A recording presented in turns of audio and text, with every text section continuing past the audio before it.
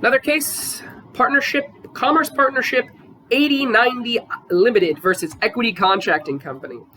I genuinely believe that they get together, whoever they is, the Illuminati, the Deep State, whatever you want to call them, they get together and they go, okay, so we're going to invent 1 million fake companies and we're all just going to give them ridiculous names. And what is the purpose of these companies?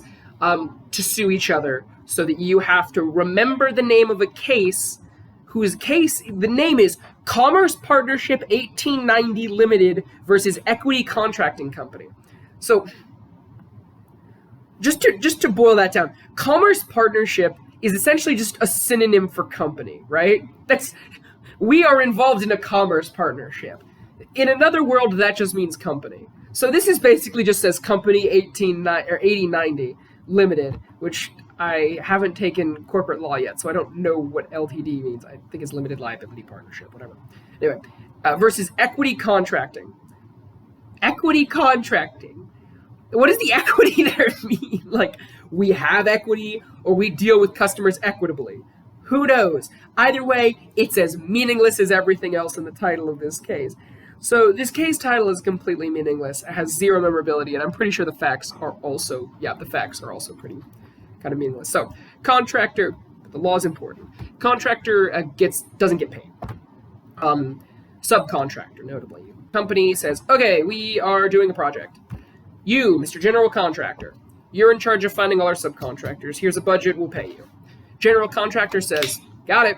They go build the project. I forget what the project is. I promise you it doesn't matter.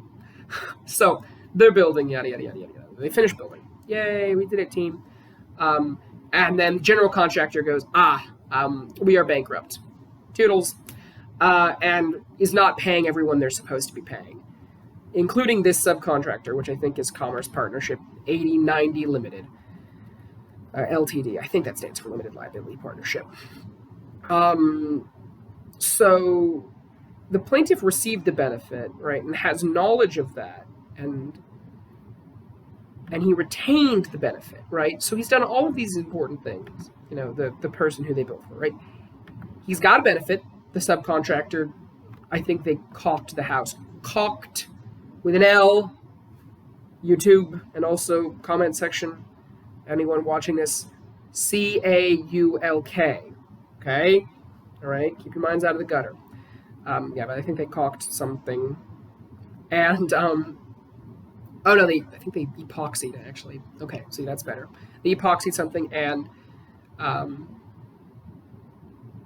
so that was the benefit that the defendant received, right? And then he had knowledge of the benefit, and he was retaining the benefit, right? That's not okay unless you pay for a benefit, right? You can't receive a benefit and not pay for it. So all of this is saying, right, you received a benefit. There's three different parts of actually having the benefit. You have to, get the benefit, know about the benefit, and keep the benefit.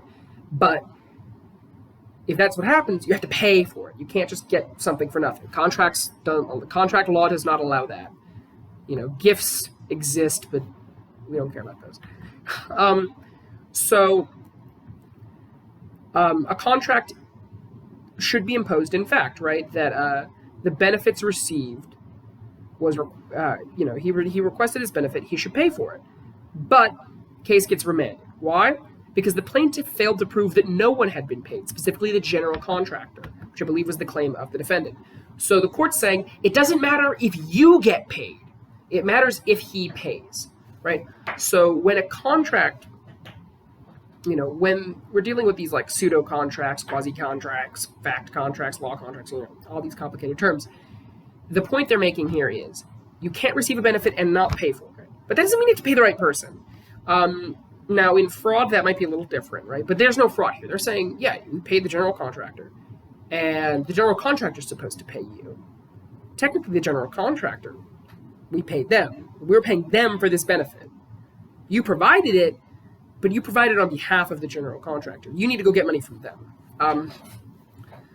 And so the court agrees, right, is that it's not unjust enrichment if you pay for it, right? If you pay for a benefit, you were justly enriched, not unjustly enriched. That's basically what this boils down to.